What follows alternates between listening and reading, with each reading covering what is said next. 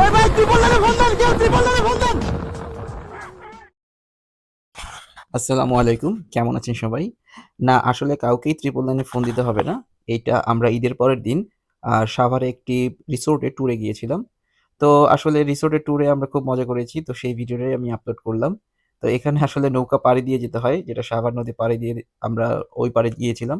তো দেখছেন যে নৌকাতে আসলে আ আমরা ঠিকমতো বসতে পারছিলাম না, কারণ প্রচুর ঢেউ।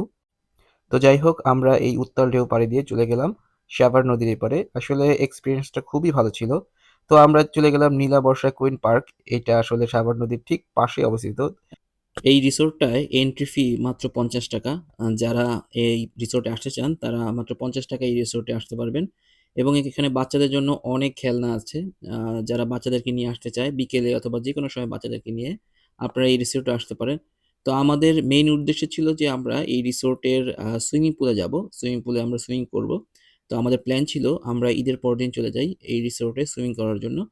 যদিও আমরা এই রিসোর্টের সুইমিং পুলে ১ম যাচ্ছি। এর আগে এসেছিলাম তখন সুইমিং পুলটা ওপেন ছিল না। বর্তমানে সাভারে আসলে অনেকগুলো রিসোর্টই আছে এবং মেক্সিমাম রিসোর্টেই সুইমিং পুলের ব্যবস্থা আছে। তবে এই রিসোর্টের সুইমিং পুলটা আসলে অনেক বড়।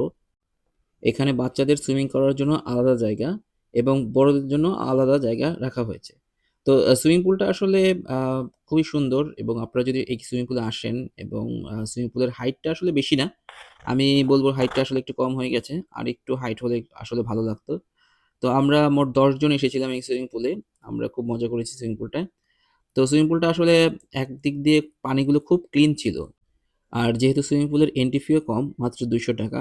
যদিও আমরা কিছু ডিসকাউন্ট পেয়েছিলাম।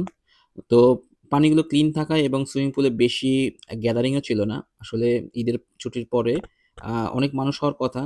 কিন্তু আমরা যখন গিয়েছি মোটামুটি ফাঁকা ছিল এবং আকাশের যে অবস্থা ছিল সেটা আসলে খুবই সুন্দর। আকাশে একটু মেঘলা ছিল এবং বৃষ্টির একটা ভাব ছিল। তো ১ম এ যারা দেখেছিলেন যে আমরা ট্রিপল নাইন এ কল দেওয়ার কথা বলছিলাম। তো এটা হচ্ছে রাজীব। রাজীবকে মোটামুটি সবাই অনেকেই চেনে। ও খুব ভালো ফটোগ্রাফার। তো আমরা মোটামুটি সুইমিং পুলের যেই মজাটা করেছি, এটা আপনারা ইচ্ছা করলে আপনারাও করতে পারেন। আ আর যদি আপনারা ফ্যামিলি নিয়ে আসেন, সেক্ষেত্রে ফ্যামিলি নিয়ে আসলেও এই সুইমিং পুলে খুব মজা করতে পারবেন।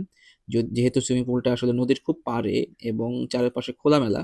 তো আপনাদের আশা করি আলহামদুলিল্লাহ এই সুইমিং পুলটা খুবই ভালো লাগবে। আর এর এন্ট্রি ফি যদি বলি, এন্ট্রি ফি তো আমি আগেই বলেছিলাম যে ৳২০০। তো ৳২০০ য় মোটামুটি এত বড় সুইমিং পুল সাভারে কোথাও নেই। অন্যান্য যে রিসোর্ট গুলো আছে, সেই রিসোর্ট গুলাতেও আমরা মোটামুটি ট্রাই করেছি। ঈদের পরে মেক্সিমাম রিসোর্টই ব্যস্ত ছিল অথবা বন্ধ ছিল। তো আপনারা যদি যারা আসেন সাভার থেকে এই সুইমিং পুলটা এনজয় করতে পারেন।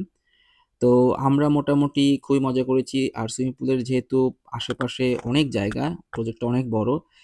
এখানে তারা বিভিন্ন পশু-পাখি তারা রেখেছে। যেমন আপনার হরিণ দেখতে পাচ্ছেন। এখানে অনেকগুলো হরিণ ছিল এবং আমরা ময়ূরও দেখেছি। মোটামুটি ময়ূরের আসলে পেখম মেলার যে দৃশ্যটা সেটা আমি ক্যাপচার করতে পারিনি। কিন্তু এখানে ময়ূর ছিল এবং অন্যান্য কিছু পাখিও ছিল এবং অন্যান্য প্রাণীও ছিল এখানে। সবগুলো আসলে আমরা ক্যাপচার করতে পারিনি যেহেতু আমরা বের হয়ে যাবো এখন সুইমিং পুল থেকে। তো মোটামুটি আমাদের এই ঘোরাটা শেষ হওয়ার পর আমরা নৌকা নিয়ে আসলে অপোজিট পাশে সাভারের দিকে রওনা দিই। তো সাভারের দিকে রওনা দিতে আসলে আমরা উত্তাল নদীর যে ঢেউ, সেই ঢেউ দেখছিলাম। খুবই সুন্দর। তো আপনারাও আসবেন। ধন্যবাদ সবাইকে।